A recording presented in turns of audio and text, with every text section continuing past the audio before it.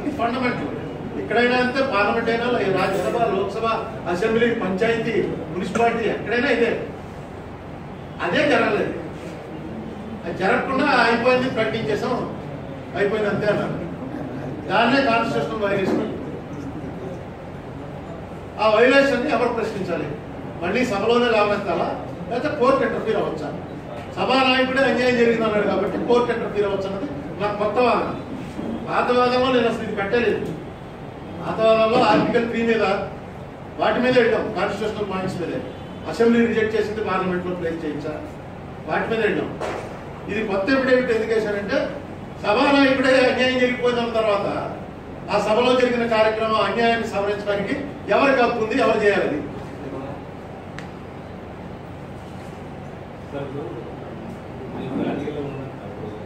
రాజకీయాల్లో ఉన్నాను నేను ఎప్పుడు అనలేదు. నేను రాజకీయాల్లో ఉన్నాను, ఉంటాను. పార్టీ రాజకీయాలు, పదవీ రాజకీయాలు. రాజకీయాల్లో నా ఉద్దేశంలో రాజకీయాలతో లేనివాడు, రాజకీయాల సంబంధం లేనివాడు ఎవరు. కొంతమందికి తెలియకుండా రాజకీయాల్లో ఉంటారు, కొంతమంది తెలుసుంటారు. ఇప్పుడు పదవీ రాజకీయాల్లో ఉండడం అన్నదంటే రేపు పొద్దున ఎవరైనా మీ అవసరం వచ్చేసి ఇస్తానన్నా మీరు తీసుకోరా? లేదండి, అంత అవసరం వచ్చి నాకు గొప్ప పొజిషన్ ఏం నాకు కాదు. కానీ నాకు ఏ పదవి ఇంట్రెస్ట్ లేదు. నా ఉద్దేశంలో పదవి అంటే ఒక ఉద్యోగం. పదవిని అనుభవించాడు అని అంటుంటారు, అదేమో అనుభవించేది ఏం కాదు నా ఉద్దేశంలో. కనీసం ఉద్యోగం చేసేంత శక్తి నాకు లేదు. రిటైర్ అయిపోయాను.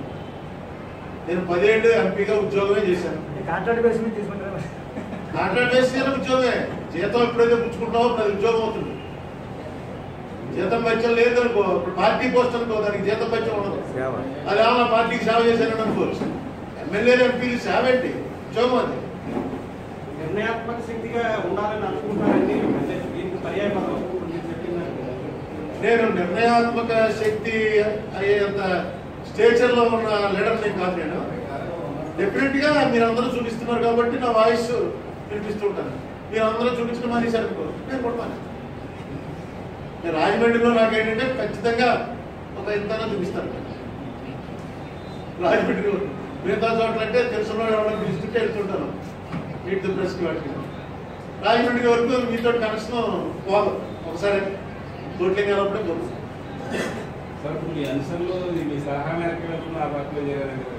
నాకు అనుచరులు ఎవరు లేరండి. ఎందుకంటే గౌతు సూర్యప్రకాష్ లో 2014 ఎలక్షన్ ముందే వెళ్ళాడు.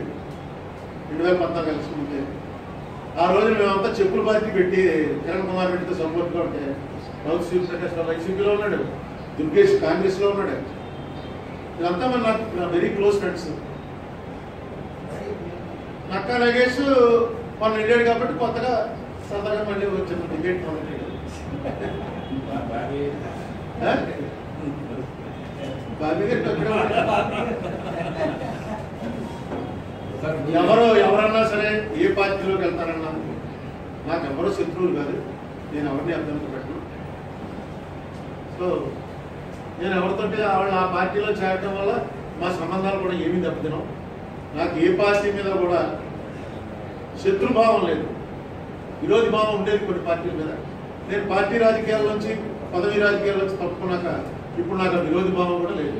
తెలుగుదేశం మీద కూడా జనసేన పార్టీ అధినేత పవన్ కళ్యాణ్ గారు మిమ్మల్ని మేధావుల నుంచి ఒక రాష్ట్ర సంస్థ మీద ఒక కమిటీ వేశారు. అది ఏమైంది సార్? అసలు రిపోర్ట్ ఇచ్చారు కదా, ఆయన రిపోర్ట్ ఇచ్చాడు క్లియర్ గాను. 76,000 కోట్లు అంత రావాలని చెప్పాడు. అప్పుడుతో అది ముగిసింది. కేవలం మేము ఇచ్చేసామని, రాష్ట్రం మాకు ఇవ్వలేదని జరిగేదాని మీద ఆయన వేసాడు కమిటీ. చేస్తే కమిటీ వాళ్ళు రిపోర్ట్ ఇచ్చాము. ఆ కమిటీలో నేను లేను. ఆ కమిటీ పద్మనాభయ్య గారు, ఐవీఆర్ కృష్ణారావు, చంద్రశేఖర్ ముగ్గురు ఐఏఎస్ ఆఫీసర్.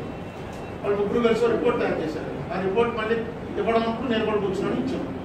ఇచ్చిన తర్వాత దాని మీద ఈ రిపోర్ట్ తప్పు అని టీడీపీ అనలేదు, బీజేపీ అనలేదు.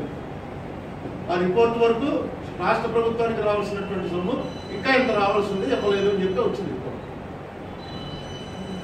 అంతే, దానికోసమే పెట్టాడు ఆ కమిటీ అయిపోయింది. దాంతో దాని పని అయిపోయింది. ఇలాంటి పరిస్థితి బీజేపీ టీడీపీ మధ్య కూడా ఉందండి. వాళ్ళిద్దరు విడిపోయిన తర్వాత కూడా ముందర ఉన్న పరిస్థితికి తర్వాత పరిస్థితికి పెద్ద తేడా ఏం కనపడలేదు జనానికి. దీన్ని ఎలా అర్థం చేసుకోవాలంటే ఇది నేను చెప్తున్నాను కదా, నేను 2015 అక్టోబర్ రిమెంబర్ కరెక్ట్ నెల నుంచి చెప్తున్నాను, మీకు ఆఖరికి ఏముండదో చంద్రబాబు నాయుడు గారు చాలా తప్పు చేస్తున్నారు. మీకు క్లియర్గా సీన్ అర్థమైపోయి కూడా యాక్షన్ చేస్తున్నారు. వద్ద యాక్షన్ మానేయండి, తెరవడండి. మీరు ఎన్డీఏ నుంచి బయటికి రాక్కలే, ఎక్కడ రాక్కలేదు. మీ వాయిస్ యాజ్ స్టేట్ గవర్నమెంట్ మీరు రైజ్ చేయండి. వాళ్ళు దానికి కరెక్ట్గా రెస్పాండ్ అవ్వకపోతే అప్పుడు మీ మంత్రులు విత్తుడు రావటం గొడవ స్టార్ట్ చేయండి. లేట్ అయితే రాదు. మీరు ఎప్పుడైనా సరే యాక్సిడెంట్లో చచ్చిపోతారండి ఎవరు.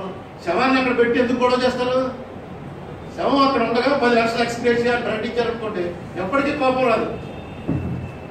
అదే చచ్చిపోయే సంవత్సరం నాడు 10 లక్షలు ఇస్తుంది ప్రభుత్వం అంటే మరి ఈ సంవత్సరంలో చచ్చిపోయిన సంగతి ఏంటంటే పెద్ద గొడవ చేస్తారు. ఆ టైంకి మనకు స్పెషల్ కేటగిరీ స్టేటస్ అన్నది ఆ టైంకి టక్కున రావాలి. 7 మండలాలు కలిపినట్టు. ఏంటండి వీడియో నచ్చిందా? అయితే ఓ లైక్ వేసుకోండి, లేదంటే ఓ కామెంట్ చేయండి. ఎప్పటికప్పుడు మా వీడియోస్ చూడాలంటే సబ్స్క్రైబ్ చేసుకోండి.